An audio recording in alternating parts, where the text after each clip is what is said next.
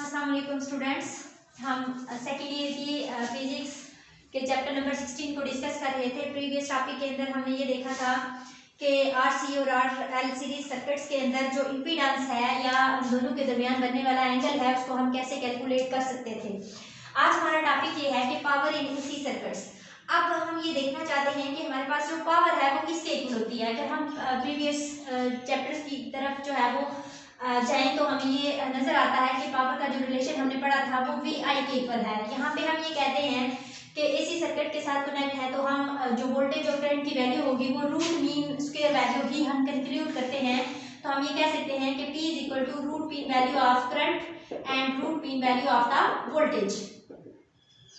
अब यहाँ पे हम ये देखना चाहते हैं इंडिविजुअली हर एक जो आपके पास डिवाइस थी उसी को हम डिस्कस करेंगे।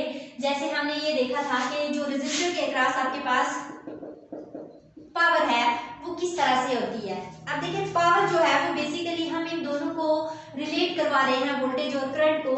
तो हमने ये देखा था कि जब हम किसी भी रेजिस्टर को एसी सप्लाई के साथ कनेक्ट करते हैं तो वहां पे जो करंट है और वोल्टेज की वैल्यू दोनों क्या थी, इन फेज थी, ठीक है। और वो सर्किट जो है वो प्योरली क्या था, रेजिस्टिव सर्किट था, यानी कि वहां पे आपके पास जो है वो एंगल जीरो था। तो पावर डेसिपेशन जो है वो आपके पास क्या होगी, जीरो, इस वजह से कि एंगल आपके पास जीरो था। अब यहाँ पे उसने ये कहा कि हम ये कहते हैं कि जो आपके पास वोल्टेज था यहाँ पे तो एंगल जीरो था। अगर हम कैपेसिटर की बात करें तो कैपेसिटर के अंदर हमने ये कहा था कि जो वोल्टेज है, ठीक है, वो लैग करता है देन करंट, ठीक है। इसी तरह से हमने इंडक्टर के अंदर बात की तो इंडक्टर में हमने ये कहा था कि हमारे पास जो करंट है वो क्या करता है, वो लैग करता है, जबकि वोल्टेज जो है वो लीड करता है at the angle of 90 degree. अगर तीनों केसेस को हम डिस्कस करें तो हमने जो डिफरेंस वाली बात देखी है वो सिर्फ क्या है, एंगल ही है, जिसमें थीटा के चेंज होने की वजह से हमने ये कहा था कि करंट या वोल्टेज जो है वो इन फेज है या आउट ऑफ द फेज है। अगर आउट ऑफ द फेज है तो उनमें फेज डिफरेंस कितना है।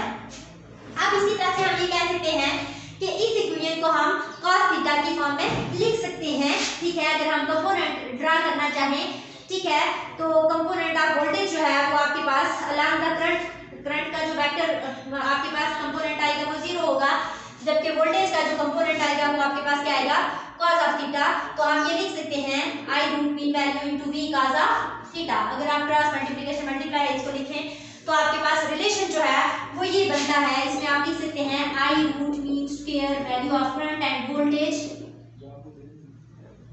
Root mean square into cos of theta. अब ये थीटा ही है जो डिसाइड करता है कि आपके पास पावर मैक्सिमम होगी या फिर पावर मिनिमम होगी। तो अब पावर मैक्सिमम कब होती है, जब हम ये कहेंगे कि थीटा जो है वो 0 डिग्री है, जब आपके पास जो सर्किट होगा वो प्योरली रेजिस्टिव होगा, देन आप ये कहेंगे कि पावर जो है वो मैक्सिमम होती है, P is equal to VI के इक्वल आती है, ठीक है।